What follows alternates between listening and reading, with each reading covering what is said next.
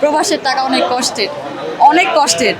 যারা না গেছে আসলে বুঝতে পারবে না। তো এই যে পহেলা বৈশাখের যে একটা আনন্দ, এটা আমি মিস করছি। তখন আর কি বুঝতে পারছি যে আসলে প্রবাসে থাকা যারা থাকে বা যারা আছে অনেক কষ্ট করে, অনেক অনেক।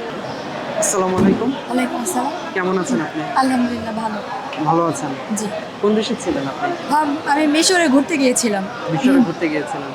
তো বর্তমানে তো হচ্ছে যুদ্ধ পরিস্থিতি, এই অবস্থায় ঘুরতে গিয়েছেন। তো ওখানে কি অবস্থা? না, যুদ্ধ তো টানা বিরতি ছিল প্রায় ২ সপ্তাহের মতো। তো ওখানে এখন আহামরি এরকম কোনো খারাপ অবস্থা আমি দেখি নাই।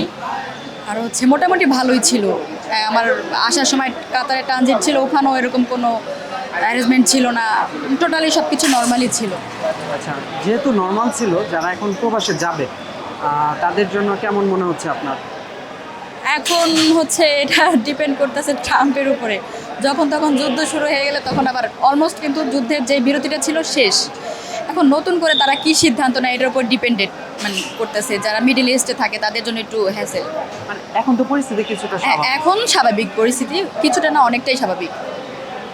আর হচ্ছে যখন প্রবাসে আপনি যেহেতু ওখানে ঘুরতে গেছিলেন টুরিস্ট হিসেবে, তো ওখানে যাওয়ার পরে দেশের প্রতি আপনার কেমন লাগে, কেমন অনুভূতিটা? ছোট্ট একটা এক্সপিরিয়েন্স শেয়ার করি। আমি পহেলা বৈশাখের আগে গেছি, 14 তারিখের আগে। আমার মনে হয় 8-9 তারিখের দিকে গেছি।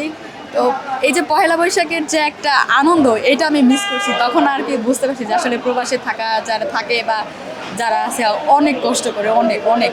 মানে কি যে একটা খারাপ লাগছিল যে আসলে আমাদের দেশে তো অনেক সাংস্কৃতিক অনুষ্ঠান হয়, অনেক জায়গায় মানুষ ঘুরতে যায়, মেয়েরা শাড়ি পরে, ছেলেরা পাঞ্জাবি পরে, কিন্তু এগুলো এরকম কোনো ফিলই বা কোনো কিছু এরকম ছিল না ওখানে।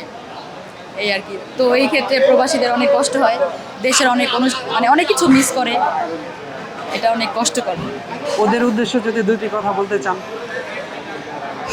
প্রবাসের টাকা অনেক কষ্টের, অনেক কষ্টের। যারা না গেছে আসলে বুঝতে পারবে না। আমি ওখানে দেখছি যারা কাজ করে, যারা থাকে, এমনও মানুষ আছে একবেলা না খায়া আরেকবেলা টাকা বাঁচায় ফ্যামিলিতে টাকা পাঠায়। সো যাদের প্রবাসী ফ্যামিলি আছে, অবশ্যই প্রবাসের প্রতি তাদের রেসপেক্ট থাকাটা অনেক বেশি জরুরি।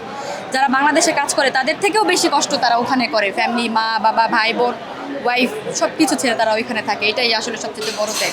আপনি বাংলাদেশে কোথায় থাকেন? আমি বাংলাদেশে সেগুনবাগিচা। সেগুনবাগিচা। আচ্ছা, ধন্যবাদ আপনাকে সুন্দর উপস্থাপনের জন্য। আর আমাদের প্রবাসী টিভির পক্ষ থেকে আপনাকে শুভেচ্ছা। Thank you. আসসালামু আলাইকুম। ওয়ালাইকুম আসসালাম।